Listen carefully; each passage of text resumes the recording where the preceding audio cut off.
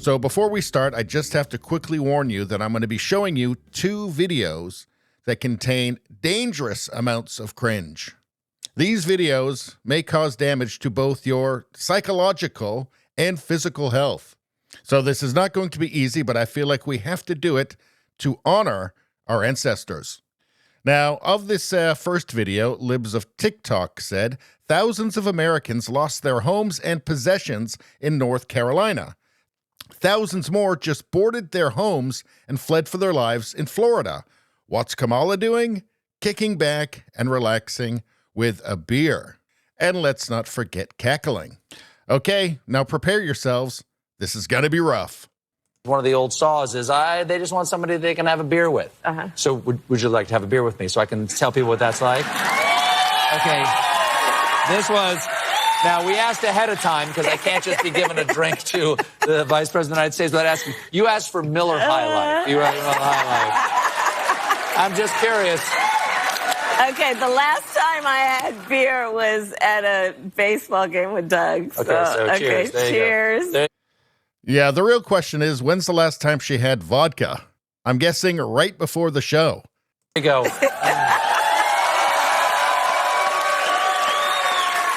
Ooh. That tastes like the beautiful city of Milwaukee, Wisconsin. Champagne and beers. There you go.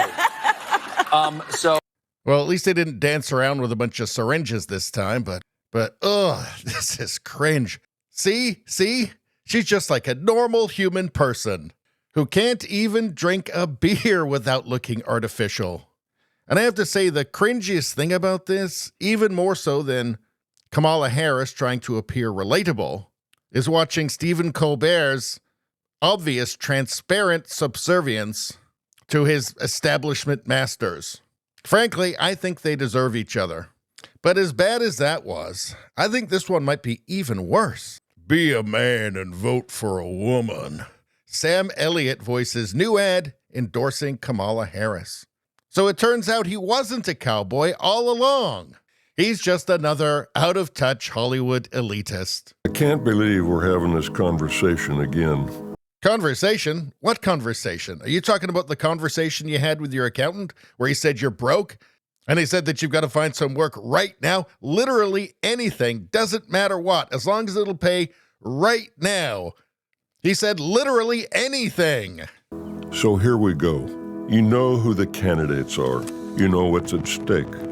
One candidate promises a divided America filled with lies and hate. Lies, you say? Huh.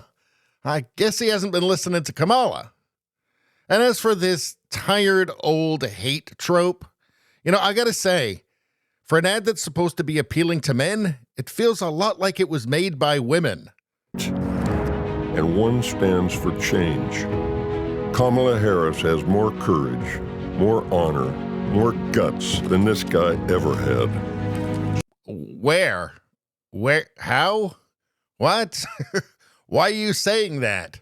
I mean, I don't know, just a couple of months ago, somebody tried to kill him. They shot him in the ear on stage, and he stood up and held his fist in the air and said, "Fight, fight, fight." That's called courage under fire. Kamala can barely get through an interview with Joy Behar. Decide, are we really going back down that same fucking broken road? Or ooh, he swore, so you know he's serious. But what fucking road? I mean, the same one as the last 4 years? Which is her? Which is Kamala Harris? I mean, you're not even making sense here, Sam. are we moving forward towards hope, towards freedom, towards change? We know and censorship, and again, change. Why are you saying change? Change from her? I mean, that's the only change that makes sense. I mean, she's been in. I mean, Joe Biden is saying she was in on everything. She co-signed on everything, an integral part of every part of his administration. So again, this ain't really making a lot of sense. Strong middle class has always been critical to America's success. There's promise that lies in change, and the time for change is now. Yet that's what the election's about, right? To change from her. From her. So what the hell are you waiting for? Because if it's the woman thing, it's time to get over that. It's time for hope, for change. It might be the commie idiot part. Just throwing that out there. It's time to be a man and vote for a woman. It's time to be a man and vote for a woman. Yeah, I really don't feel like this is that convincing. It's time to be a man and dress up like Judy Garland and sing Somewhere Over the Rainbow in a gay bar. So I don't know. Will men be convinced by this? Will Sam Elliott's hyper-masculine ad read that he managed to squeeze in between brunch and his 4 o'clock appointment with his therapist, will that be enough to sway you? Will that sway the men of America?